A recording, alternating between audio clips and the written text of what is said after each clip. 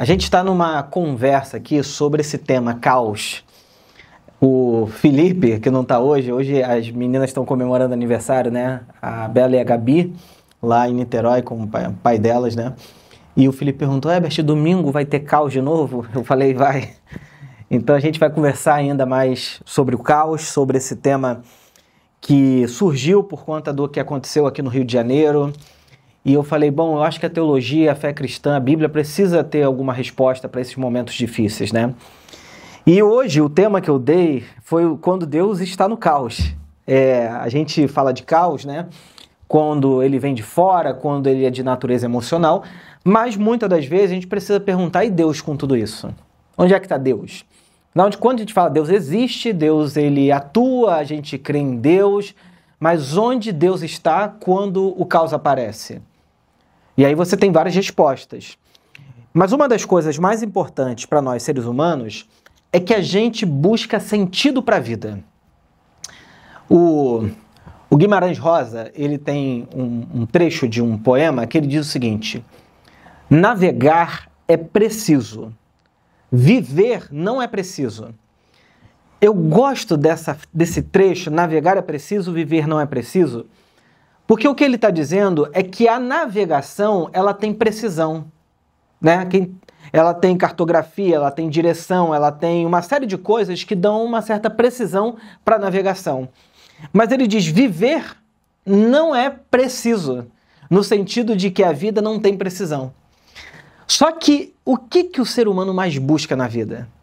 Uma certa precisão. Ele vive buscando, nós vivemos buscando um sentido. E aí o sentido pode ser usado em duas formas, né? O sentido na direção, igual a gente bota o Google Maps, o Waze, para nos dar o sentido de ponto A para o ponto B, ou o sentido em termos existenciais e emocionais. Qual é o sentido da minha vida? Para que eu existo? E essa pergunta só é possível para seres humanos. Se você chegar na rua, conversar com um caramelo sentado do lado dele, um cachorrinho desses de rua, e falar assim, olha, vamos bater um papo? Aí o cachorro olha para tua cara, obviamente pedindo alguma coisa, porque os animais vivem nessa relação de troca, você dá comida para ele, ele gosta de você, né? Então, você senta do lado dele e pergunta assim, para o que você existe? Bom, você não vai ter resposta, porque cachorro não fala, mas a ideia que eu estou tentando trazer aqui é que na natureza as coisas estão meio que pré-estabelecidas. Cachorro é cachorro, gato é gato e não há mutação disso. Há pequenas evoluções, transformações, mas mais uma adaptação da espécie para que ela continue existindo. Mas quando a gente fala de ser humano, você não pode dizer isso, ser humano é isso.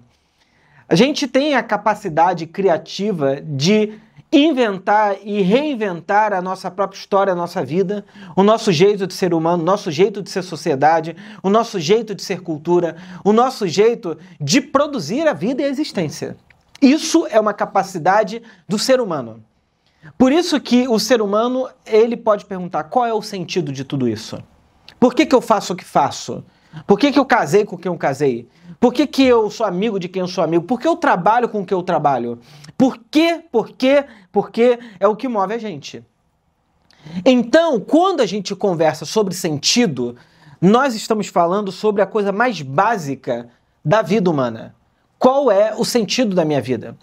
Qual é o propósito de tudo isso? Na infância, dos 2 aos 5 anos de idade, mais ou menos, tem um período importante da vida infantil, que é o período que a criança começa a perguntar o porquê das coisas. Por que isso? Por que aquilo? Por que aquilo? Por que aquilo outro? Por quê? Por quê? Por quê? Em certo sentido, ela não quer só compreender as coisas. Ela quer entender o mundo que está à sua volta. Ela está tentando descobrir o que são essas coisas, o que você está falando, que palavra é essa, por que você faz isso, por que você não faz aquilo. Essas perguntas movem o sentido de uma criança, mas movem o sentido de um adulto também. Nós adultos carregamos a vida toda a nossa vida infantil dentro da gente. E com isso, a gente também pode se perguntar por que das coisas, e especialmente em momentos de caos e sofrimento. Por que eu estou passando por isso que eu estou passando? Por que eu estou sofrendo isso que eu estou sofrendo? Por quê? eu experimentei isso? Por que aconteceu isso comigo e não com a outra pessoa? E, sem sombra de dúvidas, na história recente, a gente tem um autor, um pensador muito importante, médico psiquiatra, chamado Viktor Frankl. Ele, judeu, que viveu boa parte da sua vida num momento muito difícil. Ele foi para o campo de concentração no período nazista. Ele, a sua família. E no campo de concentração, um médico psiquiatra começa a se perguntar por que existem pessoas que vieram para o campo de concentração, sofreram tudo que sofreram, acaba aquele período em 45, da Segunda Guerra, e aí essas pessoas se destroem, se autoexterminam. E por que outras pessoas saem desse mesmo lugar e encontram um novo sentido para a sua vida? Por que dentro do campo de concentração nazista existiam pessoas que se entregavam para aquela situação e existiam pessoas que resistiram e se mantiveram vivas até durante muito tempo da sua vida? Por que algumas pessoas encontram sentido no sofrimento e outras não? Então o Viktor Frankl, ele vai construir uma psicoterapia baseada no sentido e na esperança. Ele vai discordar do Freud, dizendo que o Freud foi um grande pensador para ele, mas ele vai dizer o seguinte: o que o ser humano busca é sentido. Essa é a grande ênfase, por isso que ele tem um texto chamado do sentido, porque o que a gente busca é sentido. E aí é muito interessante porque esse homem, assim como outras pessoas que saíram desse período de dor e de sofrimento, vão tentar buscar qual o sentido de tudo isso, qual o sentido para a minha vida, qual o sentido da minha história, por que eu faço o que faço. E diante disso, a gente tem algumas questões para a gente se perguntar. Onde está Deus no sofrimento? Por que Deus permite o sofrimento, tragédia, violência? Bom, a fé cristã, ela tem muita coisa para responder no mundo atual. Quando acontece guerra, quando acontece uma pandemia, quando acontece uma violência brutal, quando acontece uma tragédia, a pergunta que a gente faz é: por que Deus não evita tudo isso? Por que Deus, tendo todo o poder que tem, simplesmente não interrompe alguma coisa que é danosa para o ser humano? Por que ele deixa? E aí a famosa frase do Epicuro, que estava criticando os deuses gregos, e fala o seguinte: bom, se Deus existe, ele não é, ou ele é todo-poderoso, ou ele é bom. Aí o Epicuro diz: porque se ele é bom, então ele não tem todo o poder. E se ele tem todo o poder, então ele não é bom. Por que sendo todo-poderoso, ele não evita o mal? Então ele não é bom. E por que sendo bom, ele não evita a maldade? É porque ele não tem todo o poder. Então o Epicuro coloca essa questão para os deuses gregos, uma crítica ateísta, digamos assim, na Grécia Antiga, pensando que se Deus existe, por que ele não intervém na realidade material? Essa é uma pergunta que todos nós que queremos ler a Bíblia, andar com Deus, a gente precisa responder. Onde está Deus no caos, no sofrimento? E aí surge um livro na Bíblia que muita gente fala: é o livro mais antigo da Bíblia, isso não tem fundamento histórico nenhum. É o livro de Jó. O livro de Jó não é o livro mais antigo da Bíblia, pelo contrário, alguns pesquisadores, teólogos recentes vão dizer que o livro de Jó é um dos últimos livros a serem escritos do Antigo Testamento, exatamente pela natureza do livro, que é uma teodiceia. O que é teodiceia, Herbert? Teodiceia é de onde vem a origem do mal. Isso é teodiceia. E aí o livro de Jó vai ser escrito para conversar a respeito do porquê que o justo sofre e porquê que o mal existe. Onde que provavelmente o livro de Jó começa a ser escrito? No contato dos judeus com a Grécia. A Grécia está fazendo essas perguntas. Os judeus em contato com a Grécia vão falar: bom, e como que a gente responde isso? E eles constroem uma peça. O livro de Jó, provavelmente, ele não é o livro de uma pessoa real. É um livro, e isso é estranho pra gente, Porque quando a gente fala assim, o livro de Jó, o que vem na nossa cabeça? A construção de literatura contemporânea. Se eu falo livro do Marcos, biografia do Marcos, então ou ele autorizou ou alguém está escrevendo sobre ele. Só que na cabeça de um judeu isso não funciona assim, especialmente no mundo antigo. No mundo antigo, a verdade não está na forma empírica. Isso é, a verdade não está naquilo que eu posso provar empiricamente. Isso é o pensamento moderno.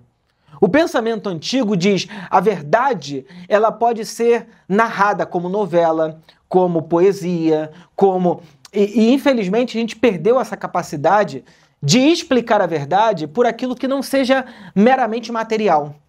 A nossa sociedade, eu acho que piorou muito nisso, porque os poetas, os músicos, os artistas, os escritores, eles podem dizer a verdade de maneira que não seja empírica. Até porque a vida não é empírica o tempo todo. Quando alguém se apaixona por uma outra pessoa, você pergunta, por que você se apaixonou? Ah, vai tentar explicar esse negócio. Porque a matemática, a física, a luz estava em certo ponto, o sol... Não existe. Por que você gosta de quem você gosta? Bom, então a vida real, a vida humana, ela não pode ser reduzida à mera matéria. E isso, os judeus antigos, os povos antigos sabem muito melhor do que os povos atuais que vivem buscando a verdade em termos materialistas, em termos quantitativos, em termos meramente da matéria. E esse é um grande problema nosso, porque isso adoece a gente. O ser humano não é mera matéria, não é mero probabilidade, cálculo. O ser humano, ele é alma, ele tem psique, ele tem dimensões que escapam disso aqui. Então, a verdade para a Bíblia, ela é muito mais existencial, emocional, espiritual, do que simplesmente a prova de fatos. Por isso que eu acho bobo, às vezes, quando alguns teólogos vão para a internet, para o YouTube, querer provar a veracidade dos fatos. Bom, isso é muito difícil. Isso é muito difícil. Até porque tem alguns fatos que não tem mais como provar nenhum deles. Então, existem probabilidades. Mas, Herbert, as pessoas vão lá para Israel e lá em Israel eles falam por onde Jesus andou. Olha, qualquer historiador sério vai dizer assim, olha, provavelmente. É possível que. Mas dizer, foi aqui? Ah, isso não tem como. Até porque aquele território foi destruído várias vezes. Então, há só probabilidade, há um interesse turístico muito forte, obviamente, um interesse comercial de ganhar grana e fazer com que aquele território seja de alguma forma vendável para outras pessoas, cristãos, judeus, católicos e por aí vai, né? Pois bem, eu estou dizendo isso tudo porque o livro que a gente vai ler, ele começa com uma narrativa que se você tentar entender do ponto de vista empírico, puramente empírico, ele vai ser difícil de você explicar, que é o livro de Jó. Jó é o personagem do Antigo Testamento que vai tentar explicar pra gente onde que Deus está no meio do caos. Porque, como a gente vai ver aqui, a vida de Jó não é nem um pouco fácil. Então vamos ler, se você tiver uma Bíblia aí, ou se você quiser acompanhar a leitura aqui, Jó capítulo 1, versos de 1 a 12. Eu vou ler numa versão chamada NVT, Nova Versão Transformadora. Se você quiser ler em outra versão, fica à vontade, ou se quiser acompanhar aqui também, fica à vontade, tá? Diz assim, ó. Havia um homem chamado Jó que vivia na terra de Uz. Ele era, olha a descrição de Jó, íntegro e correto. Temia a Deus e se mantinha afastado do mal. Tinha 7 filhos e 3 filhas. Era dono de 7.000 ovelhas, 3.000 camelos, 500 juntas de bois e 500 jumentas. Traduzindo para o mundo de hoje, bilionário. Riquíssimo. Porque era assim que se mostrava como uma pessoa tinha grana. Também tinha muitos servos. Na verdade, era o homem mais rico de toda aquela região.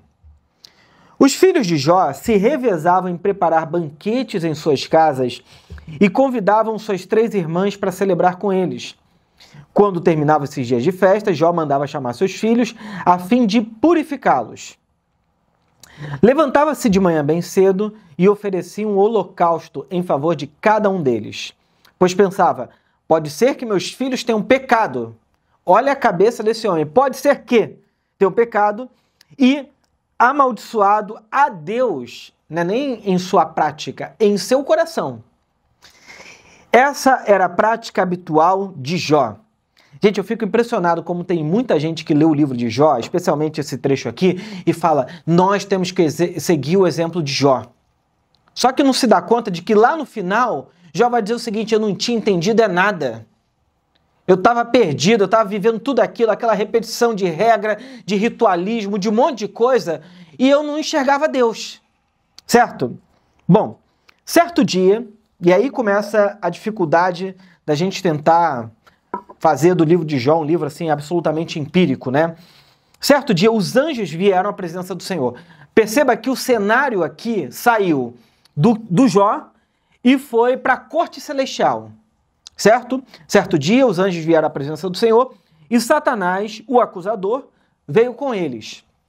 É importante dizer, a palavra Hassatan, Satanás, ela é muito diferente aqui no Antigo Testamento do que a palavra Satanás como a gente usa, né? Como uma coisa maligna, como uma coisa que tem um chifre na cabeça, tridente. Se você conversar com um judeu que só leu o Antigo Testamento, ele nunca vai dizer para você que Satanás é um demônio, uma coisa assim. Na verdade, a única palavra mais próxima de um demônio no Antigo Testamento é o termo Azazel, que era um espírito do deserto que levava o bode para o deserto, para longe, levava o pecado. Esse era o Azazel. Mas Satanás aqui, ele é simplesmente um acusador. É como se você pensasse num tribunal e você tem a acusação. Você tem o acusador. Satanás, Hassatan, ele é o acusador. Ele é um servo de Deus. Ah, Herbert, que absurdo, porque lá no livro... Satanás é um servo de Deus. Tanto é que ele aparece na corte de Deus. A imagem aqui é uma corte celestial. Ele aparece diante de Deus e Deus pergunta, olha, de onde que você está vindo? Satanás respondeu, eu estava aí rodeando a terra e observando o que está acontecendo por aí. Quer dizer, fofoqueiro. Então o Senhor perguntou, olha, de onde parte a pergunta? Você reparou, já que você está tentando ver a vida de todo mundo, você reparou no meu servo Jó? Você conheceu esse cara enquanto está rodeando aí? Não há ninguém na terra como ele. É um homem íntegro e correto, teme a Deus e se mantém afastado do mal. A repetição dessa expressão aqui. Satanás respondeu, é verdade, mas olha só, Jó tem bons motivos para temer a Deus. Tu puseste um muro de proteção ao redor da família dele, ao redor dele, de sua família, dos seus bens, e abençoou ele em tudo que ele faz. Vê como ele é rico? A teologia de Satanás aqui é a teologia da prosperidade. Se é rico, é abençoado. É a lógica básica da teologia da prosperidade. Você quer medir a bênção de Deus sobre a vida de uma pessoa? Vê se tem grana. É causa e efeito. E aí, pois bem, verso 12. Você pode prová-lo. É o papel no Antigo Testamento do Satanás. Ele pode testar. Ele pode provar alguém. Você pode prová-lo, diz o Senhor. Faça o que quiser com ele, faça o que quiser com tudo que ele possui, mas não lhe cause dano físico. Então Satanás saiu da presença do Senhor. Bom, vou terminar aqui. Esse texto é uma peça muito interessante, passa por 5 fases. Primeiro, você tem, eu não vou ler o livro de Jó todo, se você quiser ler o livro de Jó, leia esse livro. Ele é muito dramaticamente importante no Antigo Testamento. Ele tem a primeira fase de Jó e a trama na corte divina. Jó não está sabendo o que está acontecendo lá na corte. Jó não está sabendo o que está acontecendo lá no tribunal celestial. Ele está vivendo aqui, rico, vivendo uma vida boa, abastada. Só que na corte celestial tem uma trama. Deus pede para Satanás provar o seu servo, né? E aí é interessante que, logo em seguida, Jó vai ser roubado, vai perder tudo que ele tem. Ele perde filhos e filhas, perde grana, perde boi, vai perdendo tudo, até que chega um momento que ele começa a ser atingido por doenças graves, a ponto da Bíblia dizer que ele pega telha e caco de vidro para se coçar. Tamanha a angústia de uma pessoa que está com provavelmente uma doença de pele muito grave. A gente não sabe qual é, mas, bom, a gente pode conjecturar, mas ele estava com uma doença de pele muito grave. Depois disso, ele vai perdendo amigos, ele vai perdendo tudo e vai ficando sozinho. A mulher de Jó dá para ele uma dica assim, olha, amaldiçoa o teu Deus e se mata. É forte isso, né? Amaldiçoa o teu Deus e se mata. E aí chega uma parte final do livro, que é a maior parte do livro, em que aparecem 3 amigos. Os 3 amigos teólogos de Jó. E aí eles começam, cada um deles, a usar a teologia, a usar o pensamento teológico para tentar fazer com que Jó talvez perceba que na vida dele tem alguma coisa errada e é por isso que ele está passando o que está passando. Isso aqui na Bíblia fica muito fácil, mas a gente pensa assim. Imagina uma pessoa muito rica, de repente perde tudo, passa por uma situação horrível. As pessoas ao redor vão começar a dizer o seguinte, deve ter feito alguma besteira muito grande. Está com algum pecado escondido. Se for religioso, então, é Deus que está pesando a mão. É isso que acontece. Por quê? Na nossa cabeça moralista, religiosa, a gente vai medindo a bênção de Deus ou não, a prosperidade de uma pessoa ou não, à medida que ela tem a capacidade de acumular grana ou de viver uma vida estável. Você se separou? Tem algum pecado aí, tá muito ruim. Você perdeu dinheiro? Você foi demitido? Você tá doente? Você teve uma doença grave? É porque alguma coisa você está escondendo da gente. Quer dizer, no fundo, esses amigos aqui, que no início foram consolar Jó, ajudar ele, com o tempo eles começaram a acusar Jó, e isso foi deixando Jó ainda mais isolado, sozinho. Bom, o livro depois vai para uma outra parte, que é Jó discutindo com Deus, e aí Jó começa a ficar com raiva, fala, você me deixou nessa situação, tal, e Deus responde no livro com perguntas. Jó, onde é que você estava quando criou os céus e mares? Onde que você estava quando eu coloquei o firmamento? Onde você estava? Onde você estava? E Jó vai percebendo o tamanho dele. E o final desse livro é Jó dizendo, eu antes só te conhecia de ouvir falar, mas agora meus olhos te veem. E termina com uma restituição, ele é restituído de tudo e vive uma vida boa. Mas eu quero pensar com você, especialmente essa conversa dos amigos. Jó está no caos e os amigos estão dizendo, você está vivendo um caos na sua vida porque você provavelmente tem algum pecado escondido. Você provavelmente tem alguma coisa que você não quer mostrar pra gente. É uma teologia moral de causa e efeito. O que é uma teologia moral de causa e efeito? Se isso, então aquilo. É uma matemática. Se isso está acontecendo na sua vida, então você vai ter aquele resultado. É aqui que a religião manda no país. O brasileiro, ele não tem relação com o Evangelho, com Jesus. O brasileiro tem uma relação com Deus desse Antigo Testamento aqui, de causa e efeito. O brasileiro tem medo de fazer alguma coisa errada, porque senão ele sabe que Deus pode punir ele. A ideia, no final das contas, é essa. Se conhecesse um pouco mais da Bíblia, saberia que o livro de Eclesiastes está dizendo o seguinte, eu já vi justo se dar mal na vida e ímpio se dar bem. O livro de Eclesiastes é muito claro nisso. A realidade do Eclesiastes é chocante. Mas a teologia da religião, a teologia moral diz isso pra gente o tempo todo. Se você fizer tudo certo, a bênção de Deus vai estar na sua vida. E se você fizer tudo errado, a bênção de Deus vai ser retirada da sua vida. quê? Porque essa era a matemática do Antigo Testamento.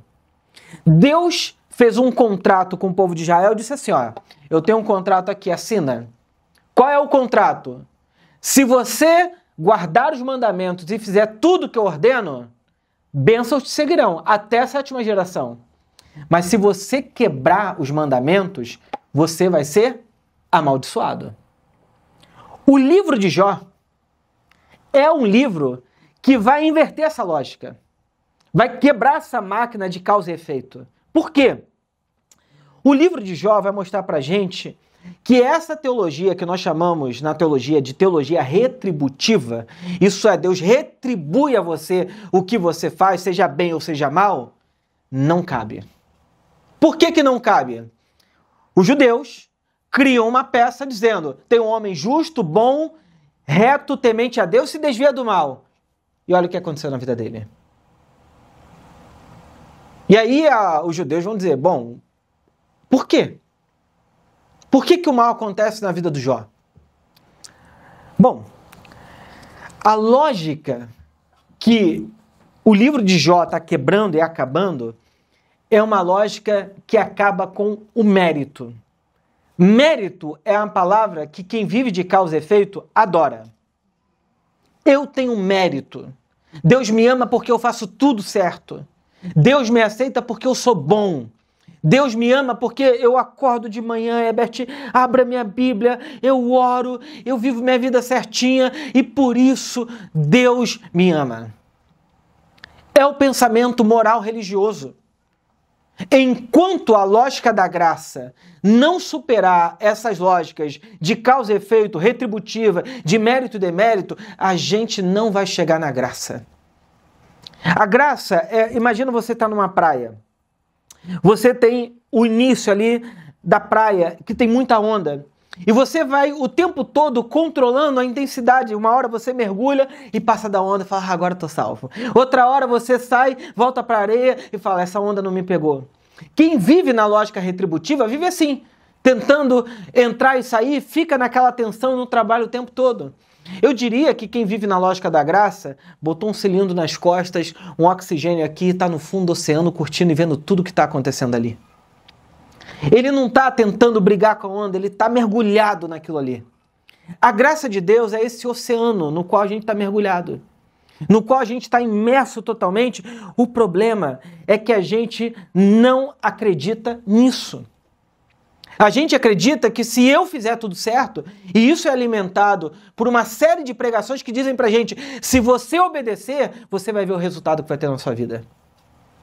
E aí fica todo mundo neurótico querendo obedecer. O livro de Jó é um livro de um homem. Reto, justo, temente a Deus, se desvia do mal, faz sacrifício antecipatório para os filhos, se tiver pecado, ser perdoado, mas não conhece a Deus. Esse é o religioso. Ele faz tudo certo, mas não conhece a Deus. Não sabe quem Deus é. E por isso faz o que faz.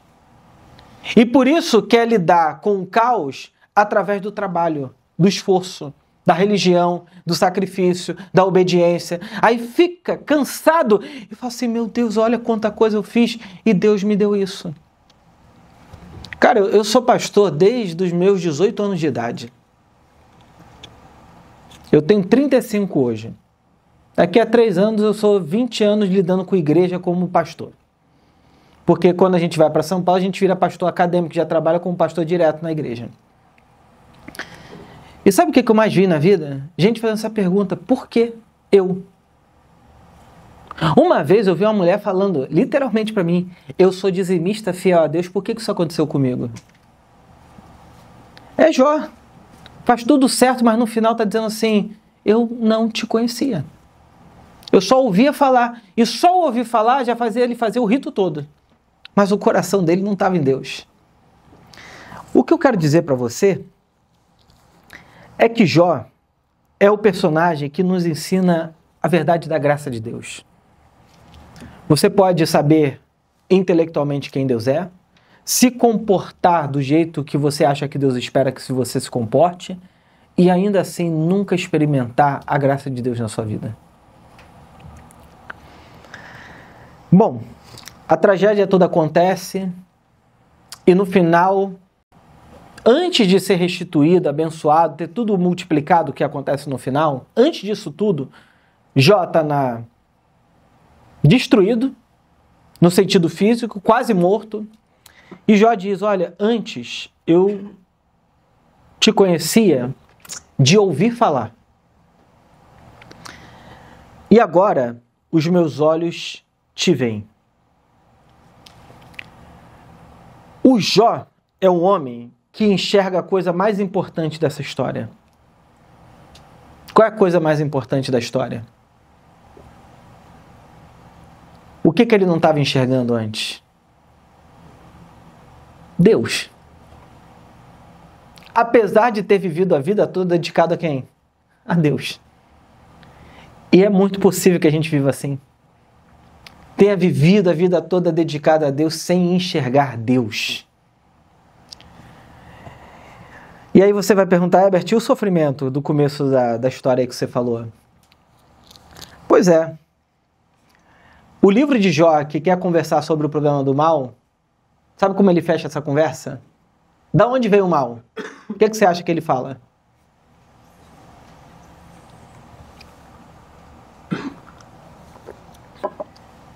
Qual é a resposta? O livro de Jó não fala. Termina sem resposta. Por incrível que pareça. Os amigos de Jó acham que o mal vem por causa do pecado, como muita gente acha. Se você pecar, você vai ter consequências negativas. E a gente fala assim, mas Herbert, tudo que o homem plantar, o homem vai colher. E por que a gente acha que a colheita da desgraça, do erro, é sempre maior do que a graça de Deus?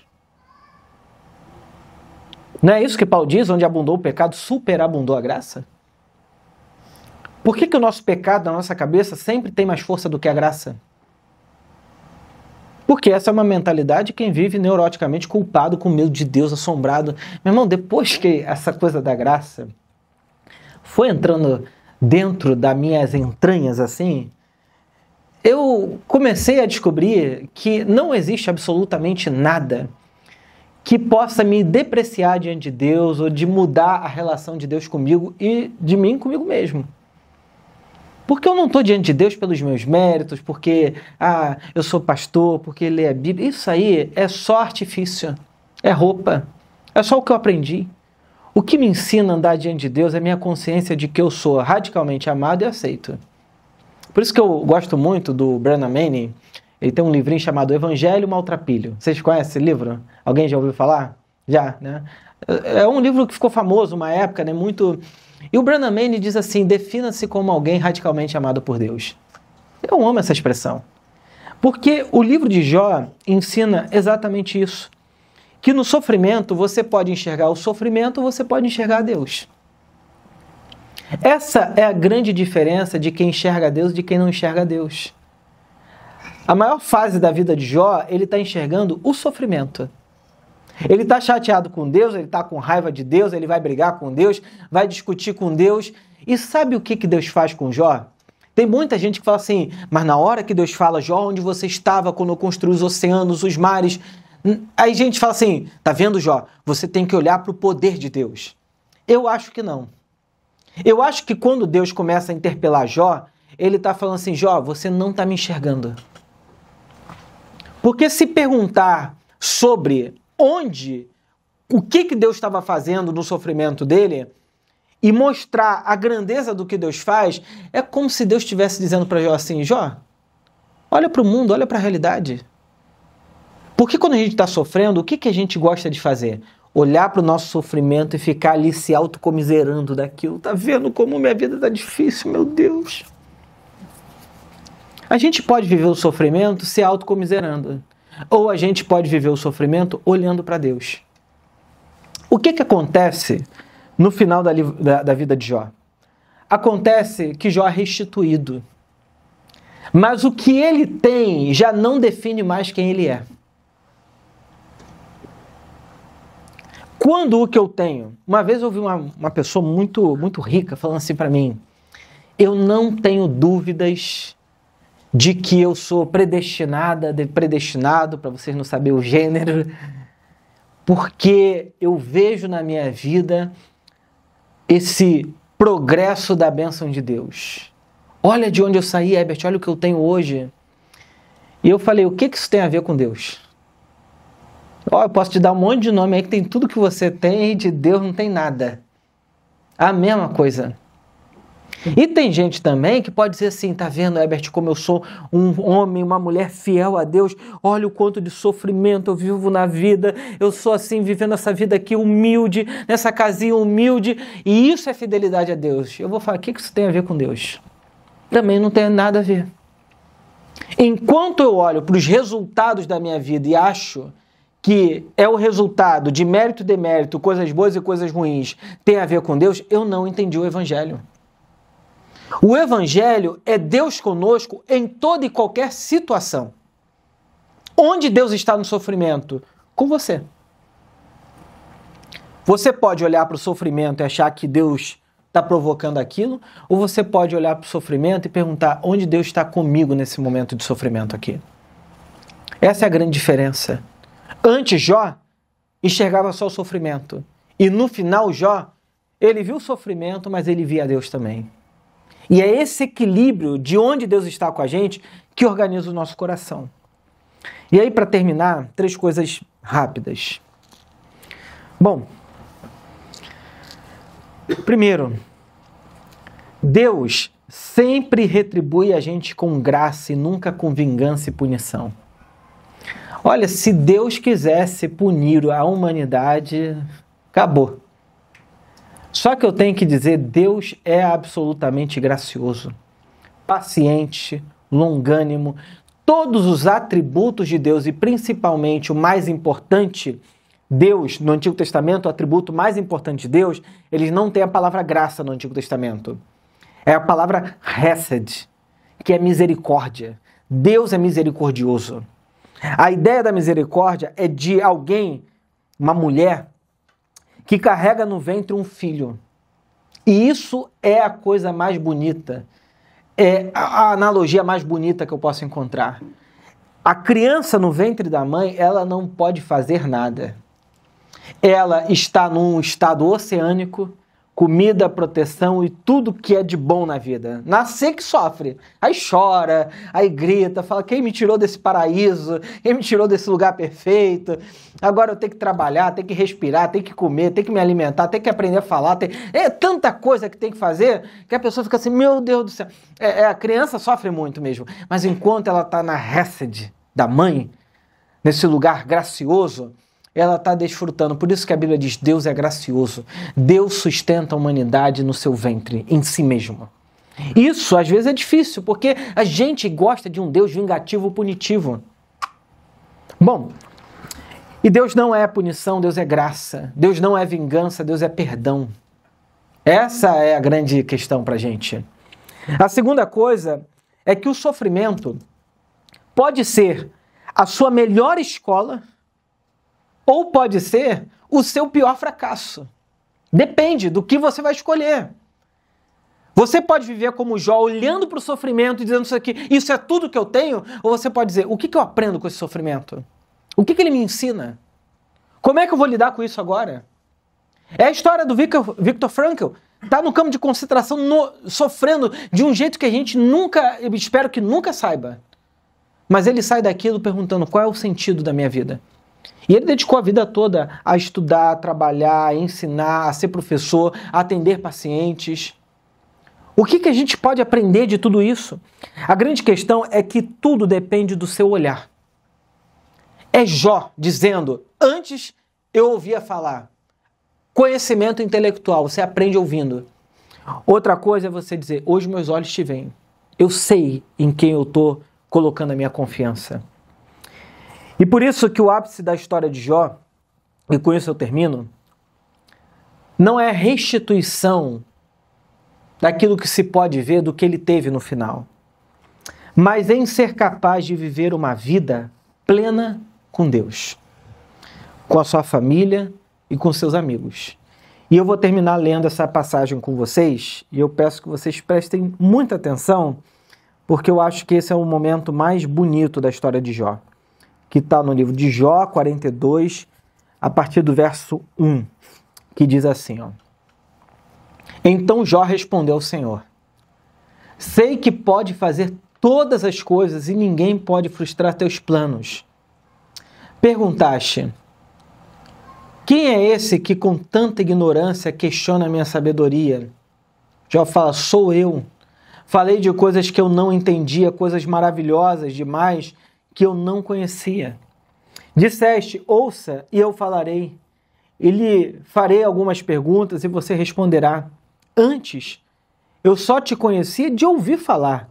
Agora eu te vi com os meus próprios olhos. Eu retiro tudo o que eu disse e me sinto arrependido no pó e nas cinzas. Depois que o Senhor terminou de falar com Jó, disse a Elifaz de Temã. Elifaz é o cara que está botando Jó na parede, falando um monte de baboseira em nome de Deus.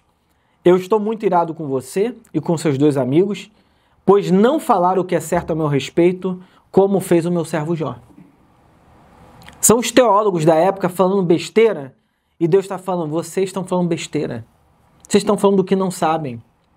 Esse é o perigo do meu mundo teológico. Da gente abrir a boca para falar em nome de Deus, bobagem. Para oprimir pessoas. Para pegar quem já está esmagado e falar assim: isso está acontecendo de maneira muito sádica. Falar: isso está acontecendo porque Deus gosta disso. Você tem que se arrepender, tem que fazer alguma coisa. A pessoa que já está angustiada, fala assim: caramba, eu vou sair daqui pior. Eu vou sair daqui destruído. Porque se eu estou assim, não tem nem a companhia de Deus para me ajudar, acabou minha vida. Piorou tudo, né? Por isso, Deus fala: peguem 7 novilhos e 7 carneiros, levem os animais a meu servo Jó e ofereçam holocaustos em favor de si mesmo. Meu servo Jó orará por vocês e eu aceitarei a oração dele. Jó aqui é um arquétipo de Cristo. Por quê? Porque Deus está falando que ele aceita a oração de um mediador, de Jó. E Jó, a gente pode olhar para esse Jó e encontrar o Cristo, que é por meio de quem nós temos a aceitação de Deus, porque a Bíblia diz que há um intercessor, um único intercessor entre Deus e os homens, Jesus Cristo. A gente não sabe nem orar, que a Bíblia diz, a gente tem a companhia do Espírito Santo que ora pela gente, porque a gente mesmo não sabe nem orar. Então essa oração bonita, oração feia, eu não sei orar, você orar, ninguém sabe. A gente pode aprender algumas palavras que agradem mais o público, mas orar mesmo ninguém sabe. Então, Deus está dizendo: eu vou aceitar a oração de Jó. Ele é um Cristo do Antigo Testamento, pelo meio do qual Deus nos aceita. Deus está aceitando os amigos de Jó e é um meio pelo qual Deus nos aceita por Cristo. Não tratarei vocês como merecem por sua insensatez. Isso aqui é o quê, gente? Graça. Vocês não merecem isso, mas eu vou tratar vocês de outra maneira, pois não falaram o que é certo a meu respeito, como fez o meu servo Jó. Então Elifaz de Temã, Bildade de Suá e Zofar de Naamã fizeram o que o Senhor havia ordenado, e o Senhor aceitou a oração de Jó. Quando Jó orou por seus amigos, o Senhor o tornou próspero de novo. Deus abençoa Jó pelo fato dele ter intercedido e orado pelos seus amigos. Bonito isso, né? Interessante isso, né? E essa é a lógica que permanece por todo o Novo Testamento. Deus, ele nos abençoa, pensando a partir do Novo Testamento, à medida que a gente se dispõe de servir os outros, de abençoar outras pessoas. Bom, todos os seus irmãos, verso 11, suas irmãs e seus amigos de outros tempos, vieram e festejaram com ele à mesa de sua casa. Sabe o que Jesus fala quando ele vier em seu reino? Ele vai reunir gente do Ocidente, do Oriente, reunir todo mundo à mesa para um grande banquete. É a mesma história de Jó. Eles o consolaram e o confortaram por todas as provações que o Senhor tinha enviado contra ele, e cada um lhe trouxe um presente de prata e um anel de ouro. O Senhor abençoou Jó na segunda parte da sua vida, ainda mais do que na primeira. Ele teve 14.000 ovelhas, 6.000 camelos, 1.000 juntas de bois e 1000 jumentas. Deus também deu a Jó 7 filhos e 3 filhas. Jó chamou a primeira filha de Gemimá, a segunda de Késia e a terceira de Queren Apuque. Em toda a terra não havia mulheres tão lindas como as filhas de Jó, e seu pai lhe deu de herança junto com os irmãos delas. Se você quer aprender a enxergar Deus no caos, a grande questão não é porquê do caos, mas é onde está o seu coração. Onde está o seu olhar. Você pode sair daqui dizendo o caos me faz ficar fixo no caos, ou o caos me ajuda a olhar para Deus. Onde está Deus? Quem promoveu o caos? A Bíblia não responde. O que a gente tem que aprender é andar com Deus no caos. E Ele vai estar com a gente por todos os dias da nossa vida. Amém. Amém. Vamos orar para terminar? Deus querido, o que nós sabemos é que bondade e misericórdia certamente nos seguirão por todos os dias da nossa vida enquanto a gente viver, Senhor. Não há um dia nosso em que nós não tenhamos a Tua companhia. O que pode acontecer é que o nosso coração vai ficando ensigueirado, obscurecido de trevas, e a gente vai perdendo a capacidade de Te enxergar no meio de tudo isso, Senhor. Mas o que nós queremos mesmo é como Jó, que diante do sofrimento, diante daquela calamidade toda, conseguiu perceber o Senhor, Pai. Conseguiu enxergar o Senhor. Conseguiu olhar para Ti e dizer, o Senhor está aqui, agora. E é o que eu peço, Senhor. É o que eu oro. Se alguém aqui não consegue enxergar o Senhor ainda no meio do caos, abra os nossos olhos, Senhor. Abra o nosso olhar para perceber que tudo está permeado do Senhor, Pai. Mesmo os dias mais difíceis da nossa vida. Nos faça enxergar, Senhor, em quem e com quem nós estamos, Pai. O mal, as calamidades da vida, elas acontecem de tempos em tempo, com a gente, e pode vir de onde for. O que nós nunca queremos perder é esse olhar. E como Jó dizer que a gente podia até ouvir falar do Senhor, mas conhecer de fato, ver o Senhor de fato, é a coisa mais importante dessa vida, Pai. Então nos ajude a Te enxergar de fato, a Te ver, a manter os nossos olhos fixos em Ti, Senhor. E isso nos ajudar a lidar com o caos da vida. É o que eu te peço em nome de Jesus. Amém.